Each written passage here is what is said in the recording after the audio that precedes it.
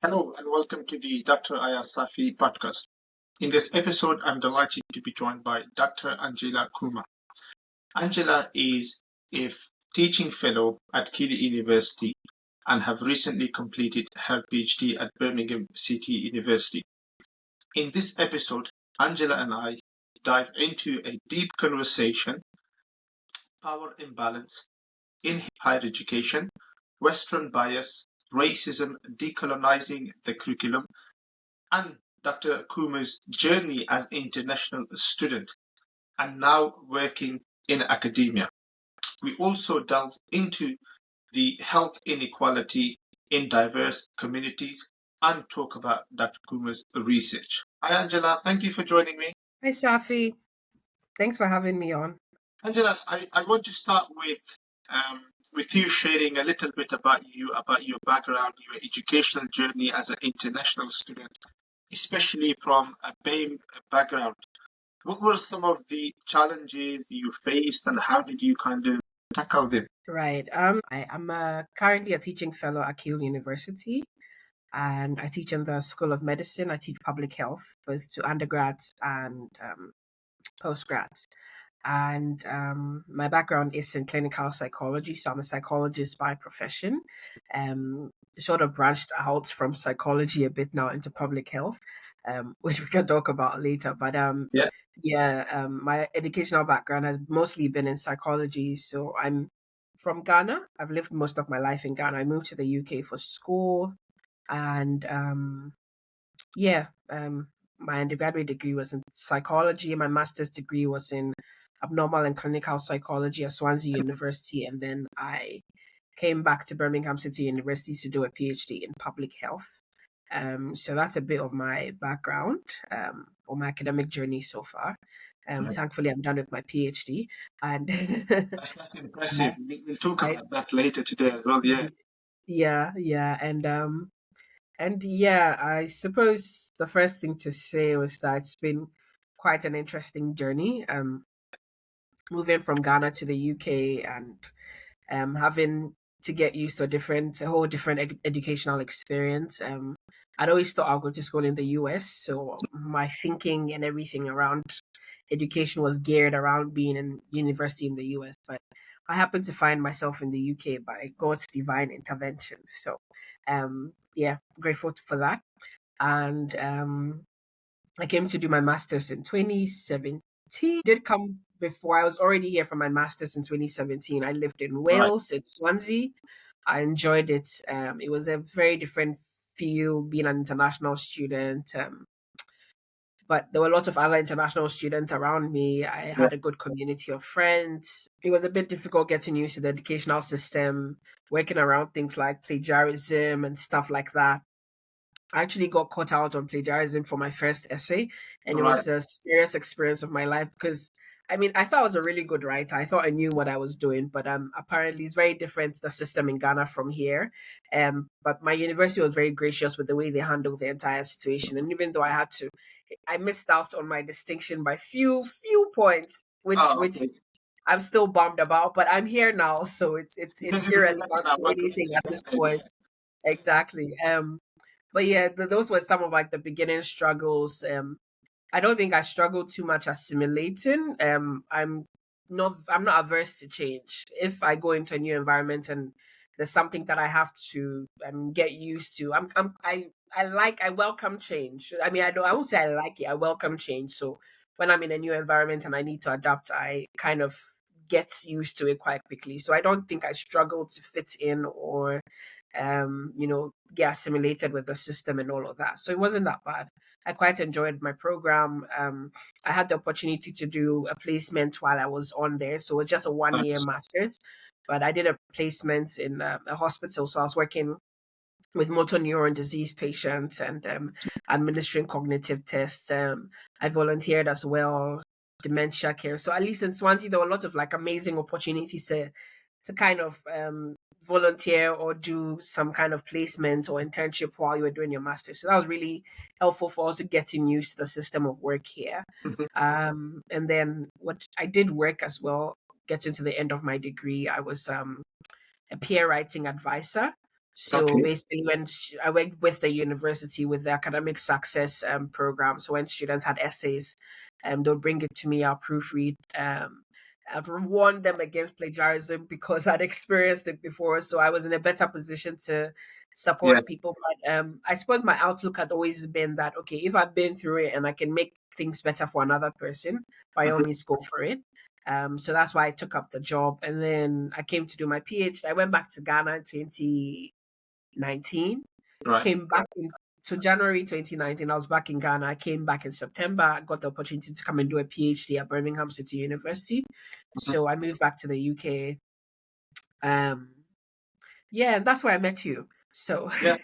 2019. Yes. yeah, 2019. So we've come full circle. It's been 5 years, almost 5 years already. So Yeah. yeah, lots of has happened in the time. But the challenges are there's a whole long list of them. So I suppose as we go along, we can talk about them Sure. as they come up. So yeah. Sure. Sure. No, definitely. I mean, we will get back to it in a bit.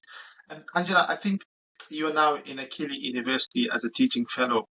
Um, you left us at Birmingham City University, so and you completed your PhD, which is very exciting, Yeah. and I'm really pleased for you there. Recently, I saw something that you shared talking about decolonizing the curriculum, um, where you discussed about some sort of the power imbalance, NHE, Western bias, racism, and so on, and how that have kind of impacted on the research and academia.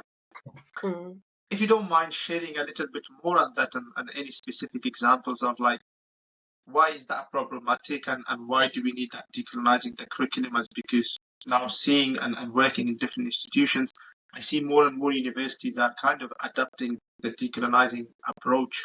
So what's your take on it and any examples you can give on that?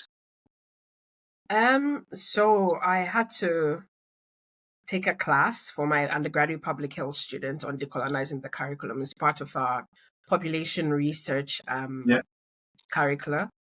And I was also made DTC lead for my faculty. So for the School of Public Health or for the Department of Public Health, I am the Decolonizing the Curriculum lead. So every department has a lead, or every Hmm. faculty has a lead. And basically it was all quite new to me. I hadn't really thought about it in that way, but to be fair, my entire research was around a lot of decolonization or understanding the impacts of systemic racism or institutional racism on healthcare, particularly around Black, African, and Caribbean people when it came to Yeah. mental health. And I'd worked a lot with the Birmingham City Council when I was doing my PhD. So I picked up bits and pieces of experience of, being able to enter those spaces and have those conversations and recognize decolonization in my own research. I'm Black, it's obvious. I come from Ghana, I'm African. And being able to understand how those things impacted my education or my job or my progress basically in a predominantly Western or predominantly white nation were very important things that I needed to become aware of and the subtleties of it. And when I had to do this lecture, really was for me, there were lots of different things discussed when it comes to decolonizing the curriculum. So I had inputs from two of my colleagues that one of them talked about research and how different researchers or research tests like um, I've forgotten all the statistical tests Yeah. really, but Hmm. quite a number of them were developed through racist mechanisms or in ways that were unethical Yeah. and or made use of information that affected other populations negatively. So there was, all of those things that came up. Some of because I'm in the School of Medicine, I also had a colleague from the paramedic sciences talking about, the names of illnesses and how a lot of them came up as a result of, let's say, Nazi experiments and Yeah. things that were, really racist or colonialist or have had white saviorism tags to them. And when you look in public health, when we look at all the curricula or discussions about projects within other areas of the world, not just in the UK, global health specifically, you see that there's a lot of talk about, Africa this and Africa that, and they don't have Yeah. enough this and they don't. without actually, I mean, there's the proverbial black child with a fly going all around them without water that you have. I mean, yeah, that's, that notion about Africa. And for me, it was coming back to understand that, okay, I'm here. Yeah. I don't live on a tree. I don't have a lion in my backyard. Yeah.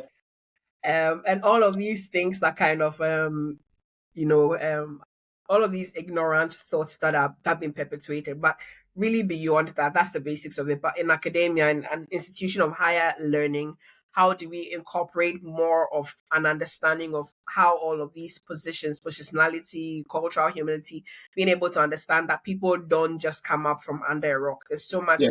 history and there's so much culture and there's so much that goes into everything. There are civilizations that have existed for centuries and have Yeah. pure histories. When we look at Egypt and all the scientific and medical things that have come out of there, Yeah. it isn't just limited to the West, or No. the West isn't where everything has happened. So really, DTC, or decolonizing the curriculum, really has been around that thinking. What I did find, I was speaking at a conference, medical school conference recently, and we had to do a DTC lead with some medical professionals. And, there was this dilemma of we've studied these things 20 years ago. Yeah. We are used to saying this is this disease or this is that disease. You don't expect us to come back and relearn the names because fine, as colonialists are, we're not saying the history isn't bad, but we are saying that it is not feasible to come up and try to reinvent the wheel or come up with what are you going to call it. Yeah. Yeah. So I mean, there's been all of those debates, but I think for me it was coming down to understanding that there's a point of social cultural humility, that you need to admit that it's not about being competent or knowing everything about other people's cultures, but it's about being able to identify that, okay, I didn't know this is how things were done within this area, or this is how things impacted within this area. And being able to acknowledge your biases and learn from other people. That is, for me, what decolonizing the curriculum was about. So yeah, it was quite interesting having those discussions. The biggest debate also was around the term decolonizing. Yes. Yeah. Because it started to sound as if it was more inclusivity and diversity and equality rather than an issue of decolonization. And it was a bit of a touchy subject for British people, Yes. particularly, which is understandable. But the truth is what it is. I was talking to another friend who has been doing a whole lot of DTC work in Germany with a Yeah. couple of universities, and he was saying that, I mean, it's fine. You can't gloss over the fact that it happened. Let's admit it. It's if they're feeling bad about it, then it's a form of reparation. Yeah. It's okay to have the Absolutely. guilt, really, but Absolutely. at the same time, what is being done to transform things, to make sure that people are not just included but are respected, our histories are respected, research from Africa, from Asia, from Antarctica, from other places is respected, research from the community is integrated in academia. I found that working in Birmingham a lot of the time, there was a disparity between what, maybe community group has done some really thorough research. They've got really good results, but because they didn't do qualitative research and they didn't meet the mark for all of their reliability and validity and everything scientific, it makes it seem like it's not good enough research, when Yeah. really that is what we really need to be picking up to transform policy, to transform healthcare practice, whatever practice it is. Yeah. A lot of these community groups and grassroots organizations have been doing the work for ages. So it's not just about inclusivity and No. diversity. It's really about what are we going to learn from these people? What are we picking up from them? How are we incorporating what has already been done into our research, and kind of feeding back and trying to teach, Yeah.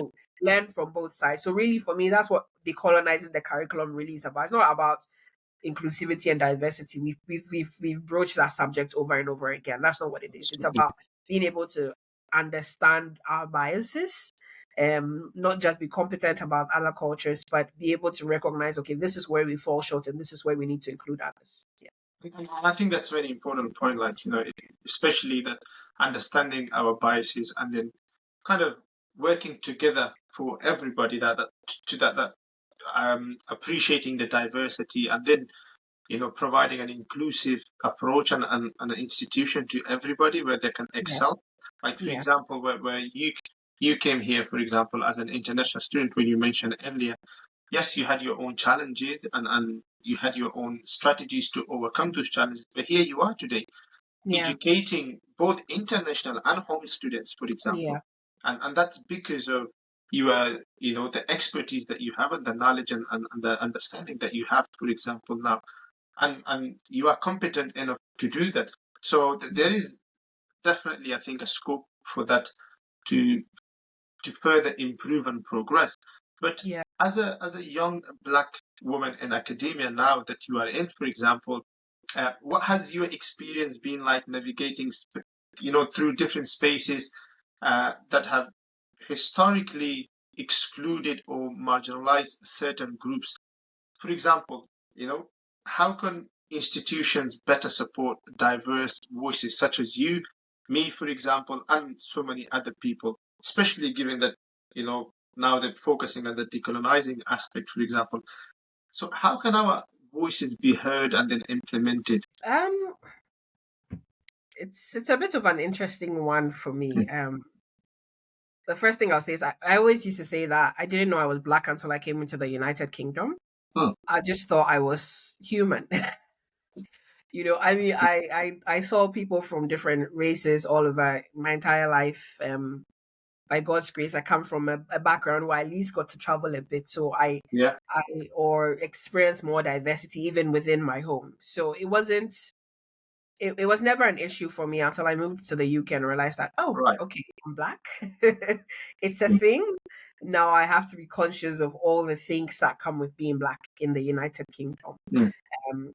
Obviously, you hear about being Black in the US and all the other things that happen everywhere else, but within this space, I suppose it was for me learning the subtleties of human behavior, and I feel like I have a bit of an added advantage because I'm a psychologist. I can read the room and I know how to kind of navigate my way around things. Sometimes because I don't want to call it naivety, but because I'm not thinking in that sense, or you're being racist to me, or I'm not looking out for that. But after a while, after a few things started happening around me, a few different experiences, you suddenly become so more alert, and you're looking for every opportunity to call somebody out. But after a while, I said I can't live my life like this. I really can't. I'm here. I earned my way here. I didn't push through. I didn't do anything wrong to get here. I earned my way here. I worked hard to get here. And therefore I'm going to work towards achieving or getting the respect that is due me. And I'm going to do my best and put my best foot forward. I'm not, as much as all of these things affect me, I'm not going to let them weigh me down. Or I'm not going to let that be my focus, because once you begin to let it be your focus, you lose peace of mind, you lose your ability to just focus and do your best. There's things that will happen that will kind of take you off. But really, if I decide to focus my attention on that, I'm not going to move anywhere. I'm not going to go anywhere. So I suppose the biggest thing is that as a young Black woman working in the UK in academia, it's fine that people look down on me. People have looked down on me all my life for whatever reasons. But they don't define me. They don't define my worth. They don't define why I am here, or my skills or my ability. And being able to demonstrate that, I know that sometimes it's not enough, but I'm grateful to say that my faith keeps me grounded as well. I'm Christian. That means a lot to me in how I do stuff. My Bible tells me to do things, to work diligently, work as if I was working for the Lord. So in everything that I do, I'm working as if I was working for God. It's not about the people that are around me. It's not about who is saying what. All the comments and compliments are great, but it's about who am I working for and who am I doing this for? And at the end of the day, where am I going? So I believe that for every Black, Asian, I hate the term BAME, so I'll say global majority, because everywhere else in the world we have the majority. So global majority. So anybody of a global majority background, I think my biggest thing for you is to stay grounded in knowing who you are and understanding your identity, and not being pushed over by what is happening around you, or the things that that you can focus on them Yeah. and then get derailed or get lose your peace and all of those things. I'm not saying don't fight them when they come. Also be vigilant and alert so that when it happens you're able to call it out. But when you are so set up in your identity or understand who you are, you're grounded in yourself, you're grounded in your skills, you're grounded in your faith, you're grounded in the support that you have around you. I think you are you go forward faster than if you were trying to nitpick on all of these other things. Because the truth of the matter is they'll happen whether you like it or not. Yes. Yes. It will be subtle, it will be very low key. I remember one of my research participants calling it elegant racism. But beyond that, I mean, if you're going to judge me because of the color of my skin, then you're a very shallow person, Yeah. Yeah. and you need an education. And I know that if you focus on these things a lot, it can, I mean, from a psychological mental health point of view, we know how these things affect our mental health. There's Yes. so much research on how racism and the impacts of racism affects mental health. But when you stay grounded in who you are, when you stay grounded in your faith, keep your eyes focused on what you're doing, do it to the best of your ability and the best of your knowledge, and just keep going. Absolutely. At some point you're going to break through the ceiling. People, they can try to keep you down, but when your skills speak for you, or when your work speaks for you, nobody can say that, okay, at this point, um No, you're not gonna absolutely. you're not gonna go anywhere. So No, yeah. definitely. I think I can relate to what you mentioned throughout my academic journey, for example, the challenges that I have been faced. Because when I came to the UK, I was 14 years of age and then went to school for a couple of years and trying to pick up the English language, and then college and then university. And throughout that journey, I did face a lot of challenges from the academics. For example, one Mm, of my personal tutor when I was doing my HNC, like Higher National Certificate in college, he said to me that education is not your cup of tea. So mm, therefore, why don't you start working in McDonald's or doing mm, something else, for example? I, I didn't take that what he said to the heart, but I actually went and started working in McDonald's. And then I yeah, changed the college, and because I wanted to do HNC and HND in college, and for a top-up degree go to university. Because right, of his advice, I said, okay, let me go and see how is it working in McDonald's. So I did go and worked in McDonald's for a few months whilst I was waiting to join university during the summer. So I worked in McDonald's and then I went back to university. So I completed my university. I did not listen to him. Another friend who also happened to be Asian, but mm, he was born here, he did listen to him. He said, oh, because I told him not to listen to that teacher because what he said is his own perspective about us. Yes, mm, maybe mm, because English is not my first language and I was a lot weaker in terms of the writing and mm, speaking at the time. I've only been living in the UK for about 2, 3 years. mm, And I told my friend, look, you're way more stronger than I am in terms of the language, the grammar, the spelling, the writing. Don't listen to him. mhm, But he did, unfortunately. And he started, I think he's working with the Royal Mail now for the past 12, 13 years. And I'm sure he's making a good living. But the thing is, if he had encouraged us differently, because mm, not everybody is a strong-minded person, mm, especially if it comes from somebody somewhere from or somebody that they have hold authority, like a teacher, mhm, for mhm, example. You kind of tend to believe them that okay, they've been in that position, in that trustworthy position, and therefore you kind of take that on board and you go on a different direction. So if I did listen to him, maybe I would have been in academia today, yeah, but I didn't listen to him. Similar when I was at university, one of my lecturer, he always used to kind of take the mick out of me, you know, mm, because of my accent and also the way I dressed and so on. And this was during my undergraduate degree. So throughout, I mean, still we face some sort of yeah, bias, even still in academia, and yeah, we know that in academia that BAME group, for example, kind of they have to work hard to prove themselves for the promotion and also for the inclusivity aspect. mm, So mm, you work in academia and I work in academia now. what do you think, and based on, especially you mentioned something that you work for the Lord, and that's what you believe is you're a kind of a devoted Christian, and you do things to the best of your honesty and your ability, and no matter what everybody else says. So you have that mentality that, okay, Lord is watching me, Mm. and we all gonna, for example, return to him and then be answerable to him. But don't you think in return, the universities or the management at universities especially should do the same as well and think, okay, these people are working hard enough, or actually taking those extra steps compared to somebody else, or if Mm. not even better, at least treat us the same way as everyone else. So what do you think in terms of the universities and higher education institutions should do to kind of, or what kind of steps they should take to address that Western bias and promote more inclusive and diverse perspectives towards us at least? I suppose the issues with change always start from the top. Hmm. A lot of the time we try to tackle it from the bottom and try to do everything we can to kind of meet the standard or meet the quota. But if those at the top aren't changing, there's not much that will be changed. There's not much that will be done. So there's a lot that needs to change from the top.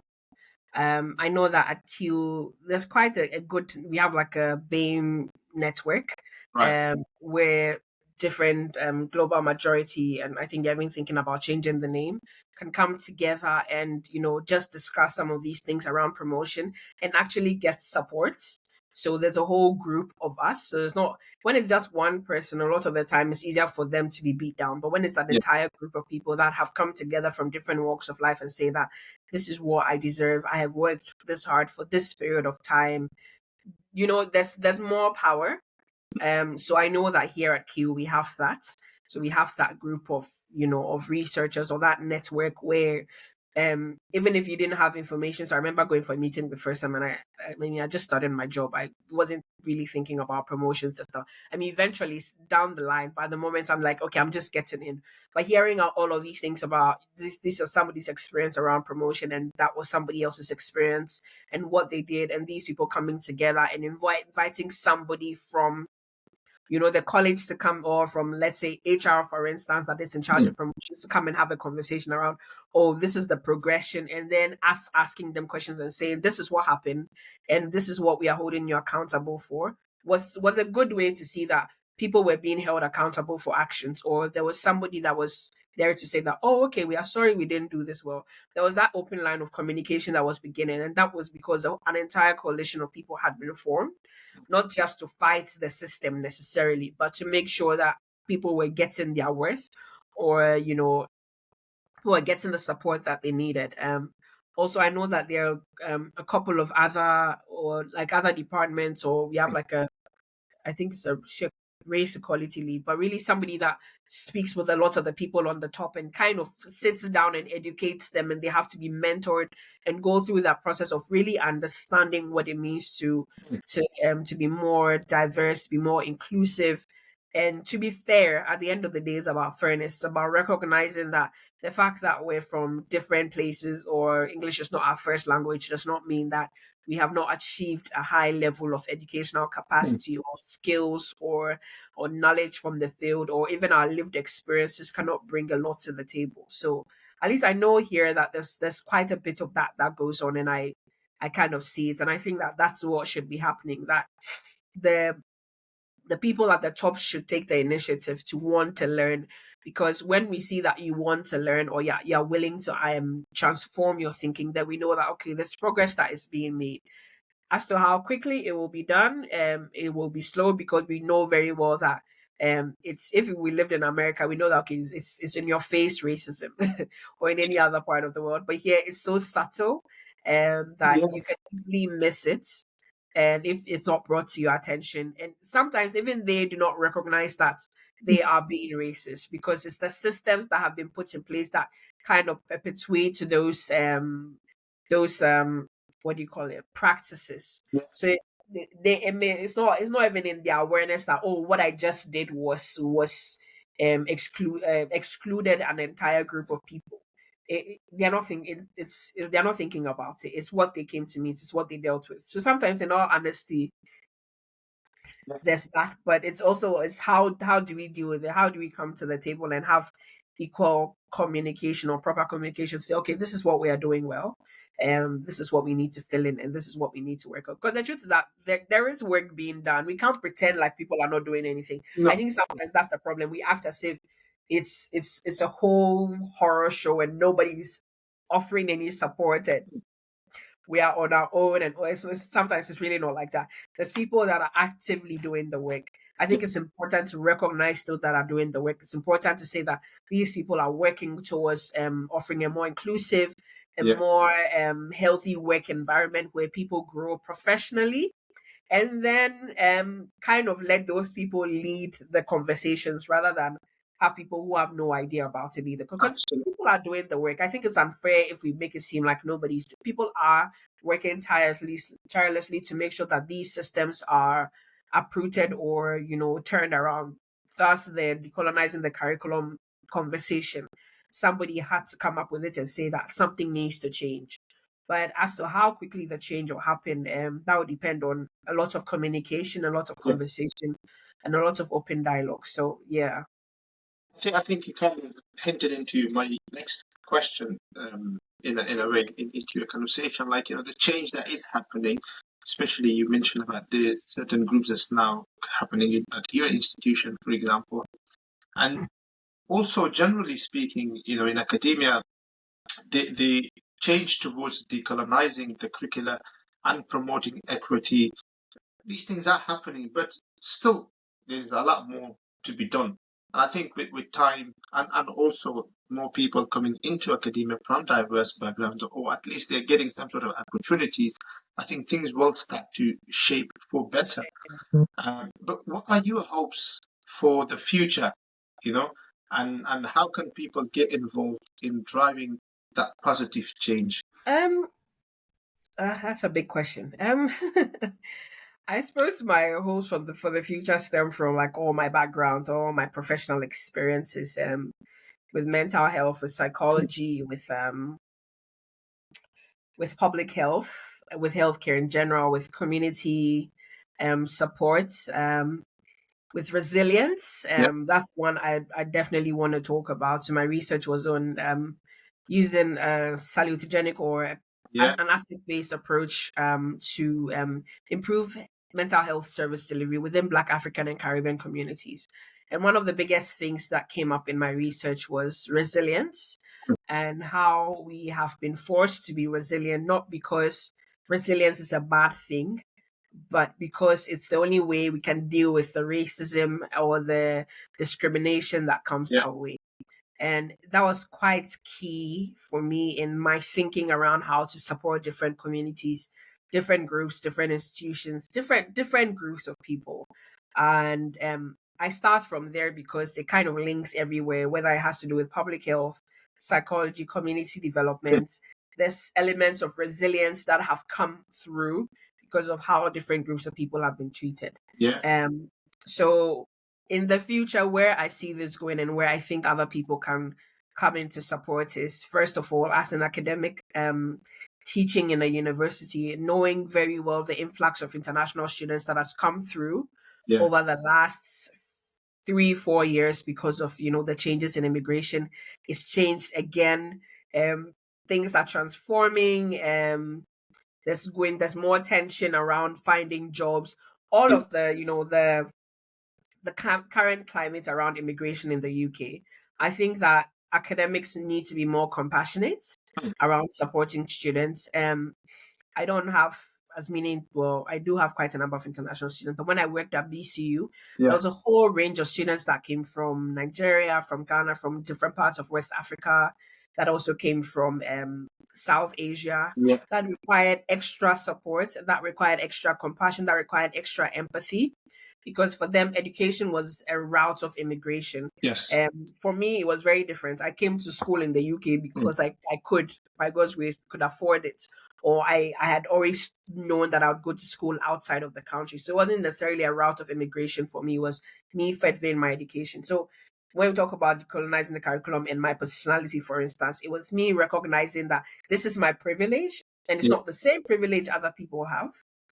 Other people did not come into the country because their parents moved here and their parents have a house and all of those things. Other people did not come into the country because they could, Yeah. afford to pay fees, or other people came here because they are working how many hours a day to be able to fend for themselves, to fend for their families, to make a better life for themselves here and for their families back at home.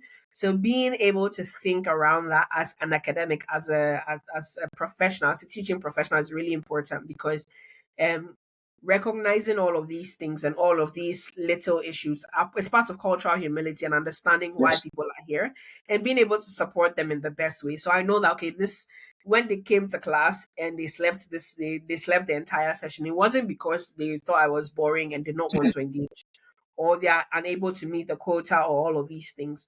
I'm not saying we should bend standards of academia to kind of meet everybody's needs, because that's impossible. We Yeah. don't sell ice cream. We can't please everybody. Yeah. But but the thing is about being more compassionate, about having empathy, about knowing that, okay, these are the things that these people are going through. Some of them have been living in Airbnb since they came. They do not have accommodation. Being Yes. able to offer that kind of pastoral care to say that, oh, this is what can happen. I came into the UK. I didn't have to live in an Airbnb, but I lived in a horrible accommodation. I tried to get help from my university. I didn't get as much help as I wanted. Mm. I had to go and do all the hard work myself. Mm. But when the next person came that needed accommodation, I was able to tell them where not to go, because Yes. I'd gone through that. And we can provide that support. I mean, sometimes it may take 5 minutes of your time saying, go on spare room, filter it this way. This is how you find accommodation. It won't break your Oh, no, entire. yeah. It's those Absolutely. little things that make the difference for you. Okay, so as an academic, again, as a mental health professional, knowing the influx of immigrants or immigrant workers that are coming from different backgrounds, I think that there's going to be a really big gap in the mental health support that is going to be provided over the next few years, Yes. because people do not understand where we come from. They don't understand our culture. Already, there's a big gap when it comes to mental health service delivery Yeah. for people that live here, Black, Asian, minority ethnic groups. I use that loosely in the UK. So you can just imagine, for people that have come from Africa and South Asia, lived their entire lives there and moved, there's going to be such a huge, and if we haven't even started to understand the effects of COVID, for instance. Yeah. So going into the future, I think it's important that if anybody has the opportunity to go into kind of culturally based mental health service delivery, or anything that is in relation to that, it's really important for us to start to get through there. I know that that's one of my visions for the years to come, to be able to provide that support and bridge that gap, because it's going to come and it's going to hit us heavy, and we're not going to know what to do about it. Mm. So yeah, really that's about it. And then also being able to provide research Yeah. that is both that bridges the gap between academia and communities, where we are able to come together and actually do stuff that work, because that the Yeah. community is doing all the work. They've done a lot of the amazing work, but sometimes we do not recognize how much has been done. So being able to kind of bridge that gap Yeah. and make sure that we are getting the information or evidence-based research from all around that is actually beneficial to practice. So I think that in the near future, those are the three key areas we need to be focusing on as healthcare professionals, as academics. Yeah. I think these are spot on, and especially you hinted towards your research there, and the resilient aspect that came up from your findings, like the example I gave earlier regarding Mm, myself, the personal experience that I have had in the educational journey.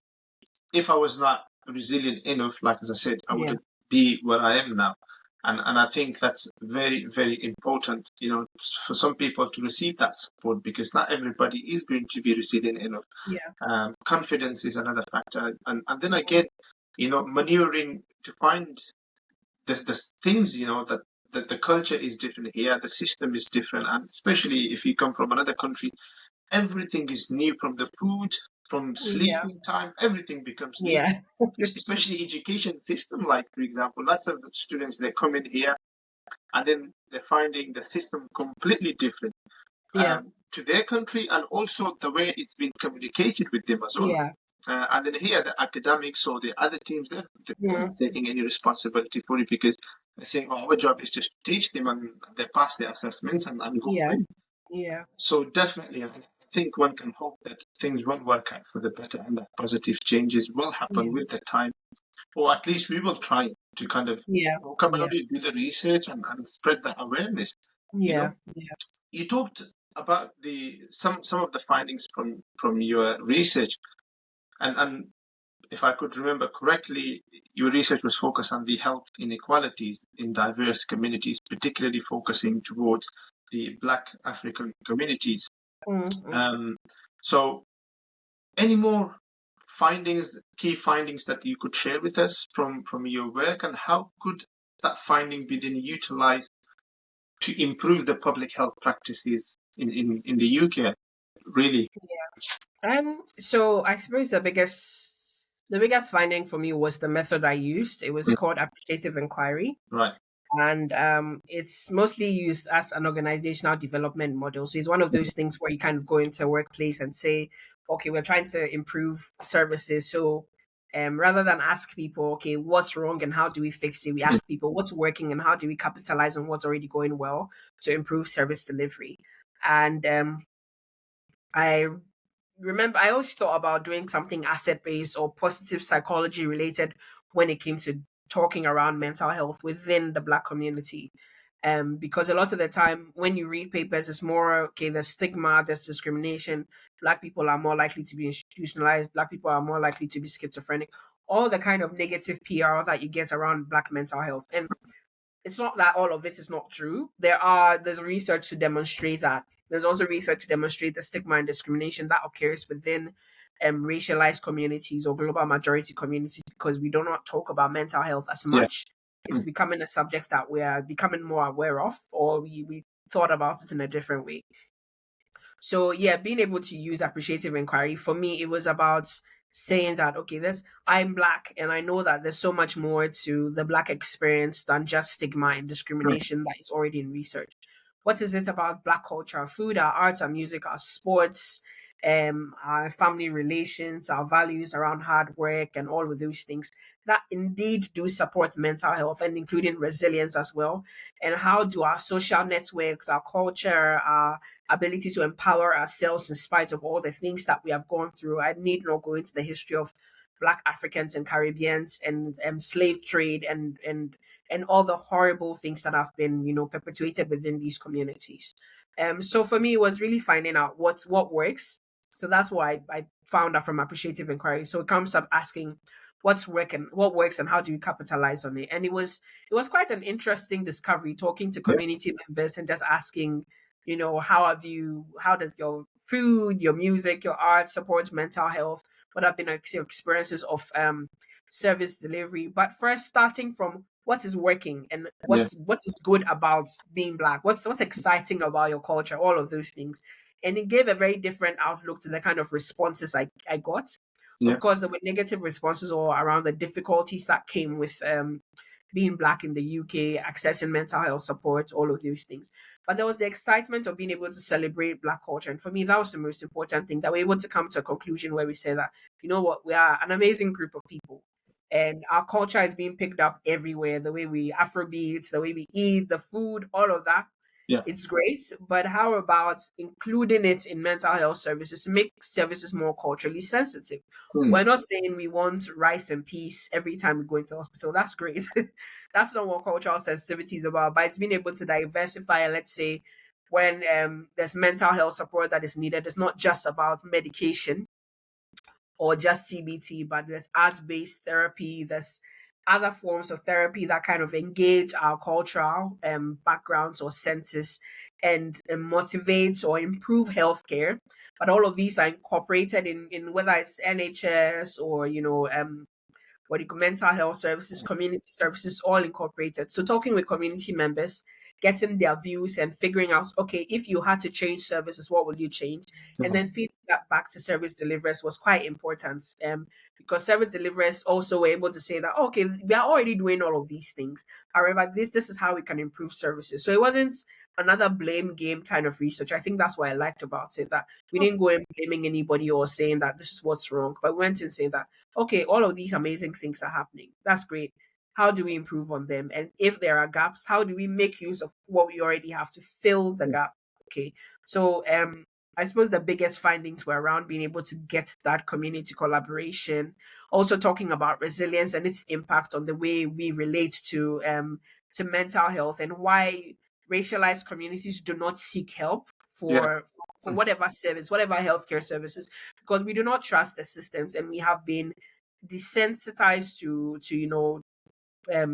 to being resilient, or is that the right word, that we're so resilient that we don't think we need to ask for help, and it's because of these institutional or systemic racism or practices that have kept us in our shell, and we are like, because of what happened to this group of people the last time, we're not going to access services. And it's not just an issue of the stigma and discrimination, really it is grounded in something.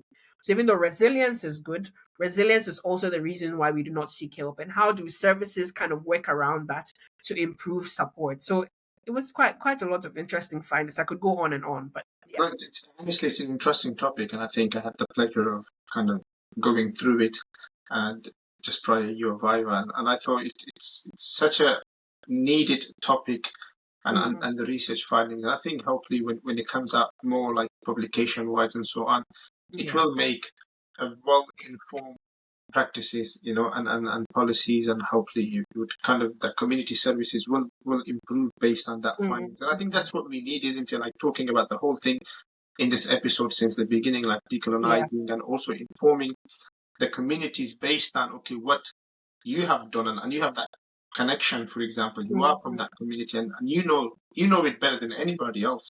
So, and I think that's very important. Angela, based on your own journey, being an international student, completing your PhD now, and being in academia now as well, what advice would you give to other international students aspiring to pursue higher education as well as career in academia here in the UK? I'm going to make a joke and say don't do it. Right. Especially with the policy that's changing now, it's becoming very difficult. Safi knows what it's like to do a PhD. I kid, so We by will all get to the PhD. it's a long journey. But I suppose that whatever it is that you want to do, know that you are capable of doing it. You are here for a reason, and it requires a lot of hard work. It requires a lot of pushing. It's a stressful, lonely journey. But it's important to have the right kind of support around you, or always to be grounded. I keep coming back to being grounded in your identity and knowing who you are, knowing why you are there, and being able to carry that forward. Obviously, that's not an easy thing to work around. But yeah, there's a lot of scope for you to grow when you understand who you are. There's a lot of things that you begin to ignore or that don't bother you anymore when you know who you are. Um, Coming to the UK and working and studying is hard, but the most important thing is that you do your own learning, you research for yourself. Don't wait for somebody to tell you what to do, Yeah. or somebody to tell you where to find what. Unless of course you can't find it anywhere. The internet is free. I keep telling everybody that the internet is free. The only reason why we are not able to accomplish the things that we want is because we are limited in our knowledge and Yeah. our ability or our skills in finding it. Sometimes it just requires you playing around a bit and fussing around, and then eventually finding out the thing or finding out what you want to. It's okay to go down those rabbit holes, but Yeah. eventually find what you're looking for and look for it. If you don't look for it, nobody can do the work for you, and nobody will do the work for you. Nobody cares. That's the truth of the matter. Nobody cares enough to do the work for you. You will have to take the first step and do the work. And when people realize that, okay, you actually know what you're talking about, then they are not able to limit you or put a cap on you on what you are able to achieve. So if you do not do your own learning, if you do not step out or go out of your way to look for opportunities, of course, doors to be closed in your face. It's normal. It happens. You hear of people that say that they applied for 100 jobs before they got the 101st job Yeah. interview, whatever it is. There's always those things that are going to happen. But yes, keep your head up. My biggest advice would be to be pragmatic. I know everybody's not like me, and everybody doesn't think like me or adapt to situations the way I do. But I always say that always have like sometimes you may not, your plan B is literally, I'm not going to do anything. I'm just going to rest. Yeah. And that's fine. That's absolutely fine. Yeah. Because guess what? When you take those 2 days off, the world will not burn. No. No. The world will not come to an end. You can take a break and then pick yourself up, gather yourself together, and then keep going again. So yes, rests, but if the doors are shut in your face, just keep going. Yeah. Know that there's always if this doesn't work, that will work. If that one doesn't work, this one will work. Just keep looking for the solutions until you find them, and keep your faith. Keep your faith. That's the one thing that will keep you grounded, whether you believe in something or not. I know people say if you don't believe in a higher power, at least you believe in yourself. Whatever it is you believe in, keep your faith. I know that my faith has kept me grounded through every single experience that I have gone through as an international student, as an academic. So keep your faith and have a support system. Don't exclude yourself from people. Don't isolate yourself from people. Don't think you're a lone ranger. It's those that are around you, those that you know that you can call on, that are calling you, that are saying a prayer for you, that actually care about you, that will help you to go forward faster. So don't isolate yourself and ask for help if you don't know where to go. Always ask. Don't be too proud about it. Ask for help. Definitely. Thank you for that. Angela, you and I both went through this hardcore, I don't know, roller coaster bridge of completing PhD. And during my PhD, I'm not ashamed to admit, and I have spoken about this quite out loudly, that I was affected or diagnosed with an extremely high level of anxiety and depression. Clinically, I was diagnosed. And then throughout the PhD journey, there would be like a minimum or an average 2 to 3 times a week, I used to be in hospital because I used to get panic attacks and palpitation and all sort of that associated symptoms with it. But as we talked, resilient was one thing, and then I had a vision that I wanted to complete my PhD and be where I am now, and of course still going. Then I was seeing that light at the end of the tunnel, that there is a PhD at the end of it, and hopefully that'll help me. And also the faith in God that I have, that kept me going, the prayers and everything that kept me going and going.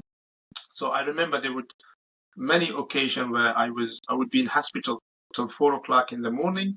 They'll be monitoring my heart, for example, because of the palpitation and everything. And then 7 o'clock or 8:30 or 9 o'clock, I would be in my office again in the PGR hub doing my research. And you know this, I'm sure you've seen that. Everybody goes through different symptoms or health issues whilst doing their PhD. And I think you had quite similar experience as well, but in different phases. What advice would you give specifically to those people who are currently doing their PhDs and also maybe facing challenges or not even seeing that light at the end of the tunnel? What advice would you give from your experience? Rest. Take a break. Take a break. Take a break. I wish I'd taken more breaks during my PhD, because eventually the work gets done. If your mind's not in the right place, if your body's not in the right place, a lot of the time we don't realize how much our minds or stress or the things we're thinking about affect our physical being or physical well-being. I got diagnosed with, as you were saying, type 1 diabetes 6 months into my PhD, right before COVID. And that's because I was so stressed. Yeah. I was so stressed about a lot. I didn't even realize. Well, there were lots of different other factors that were stressing. It wasn't just the PhD. I had housing issues and stuff like that. So there was all of those things that were happening. But it tells you how much our minds and the things that are happening in our minds can affect our body. And I'm still living with it every single day of my life. It didn't end with my PhD. Hopefully it will vanish the same way it came. I believe that. But but rest, take a break. Nearing the end of my PhD, I vowed that I was not going to work on a Saturday. It didn't matter what happened.